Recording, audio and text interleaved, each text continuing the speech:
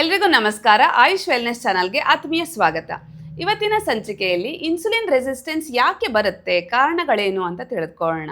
ಹಾಗೆ ನಿಮಗೆ insulin resistance ಇದೆಯೋ ಇಲ್ವೋ ಅಂತ ಸುಲಭವಾಗಿ ಮನೆಯಲ್ಲಿಯೇ ಹೇಗೆ ಚೆಕ್ ಮಾಡ್ಕೊಳ್ಬಹುದು ಅಂತ ತಿಳಿಸ್ಕೊಡ್ತೇನೆ.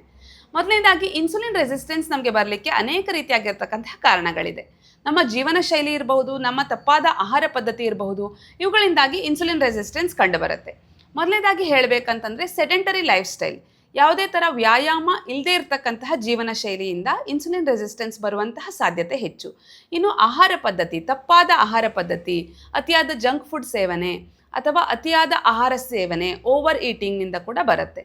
ಸೊ ಜಂಕ್ ಫುಡ್ಡಲ್ಲಿ ನಿಮಗೆ ಯಾವುದೇ ಥರ ಪ್ಯಾಕೆಟ್ ಫುಡ್ ಇರಬಹುದು ಅಥವಾ ಅತಿಯಾದ ಆ್ಯಡೆಡ್ ಶುಗರ್ ಇರುವಂತಹ ಆಹಾರಗಳಿರಬಹುದು, ಬೇಕರಿ ತಿನಿಸುಗಳು ಅಂದರೆ refined oil, refined flour, refined sugar ಇವುಗಳನ್ನು ಬಳಸಿ ಮಾಡಿರ್ತಕ್ಕಂತಹ ಆಹಾರಗಳಿರ್ಬೋದು, ಕೇಕ್ ಇರ್ಬೋದು, ಪಪ್ಸ್ ಇರ್ಬೋದು, ಪಿಜ್ಜಾ, ಬರ್ಗರ್ ಮತ್ತು ಮೈದಾವನ್ನು ಹೆಚ್ಚಿನದಾಗಿ ಉಪಯೋಗಿಸಿ, ಸಕ್ಕರೆಯನ್ನು ಹೆಚ್ಚಿನದಾಗಿ ಉಪಯೋಗಿಸಿ ಮಾಡಿರುವಂತಹ ಎಲ್ಲ ಆಹಾರ ಪದ್ಧತಿಯಿಂದಾಗಿ ಈ ಸಮಸ್ಯೆ ಕಂಡುಬರುತ್ತೆ.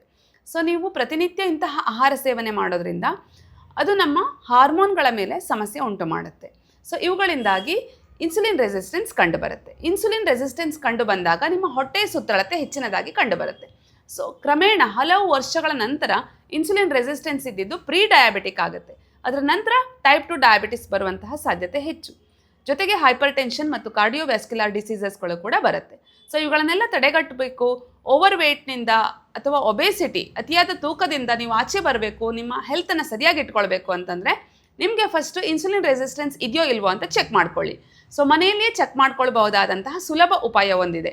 ಏನಂತಂದರೆ, ನಿಮ್ಮ ಮನೆಯಲ್ಲಿರುವಂತಹ ಮೆಷರಿಂಗ್ ಟೇಪನ್ನು ತೆಗೆದುಕೊಂಡು ನಿಮ್ಮ ಸೊಂಟದ ಸುತ್ತಳತೆಯನ್ನು ಚೆಕ್ ಮಾಡ್ಕೊಳ್ಳಿ.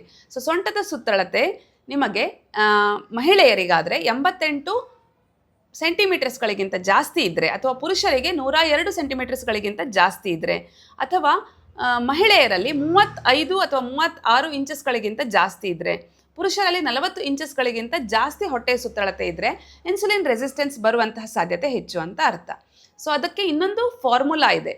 ಏನಪ್ಪ ಅಂತಂದರೆ, ನಿಮ್ಮ waste circumference in centimetres divided by ನಿಮ್ಮ ಹೈಟ್ ಇನ್ ಸೆಂಟಿಮೀಟರ್, ಅಂದರೆ ವೇಸ್ಟ್ ಡಿವೈಡೆಡ್ ಬೈ ಹೈಟ್ ರೇಷಿಯೋವನ್ನು ಕಂಡುಹಿಡಿದಾಗ 0.5ಗಿಂತ ಹೆಚ್ಚಿನದಾಗಿ ಕಂಡು ಬಂದರೆ ನಿಮಗೆ ಇನ್ಸುಲಿನ್ ರೆಸಿಸ್ಟೆನ್ಸ್ ಬರುವಂತಹ ಸಾಧ್ಯತೆ ಹೆಚ್ಚು ಅಂತ ಅರ್ಥ.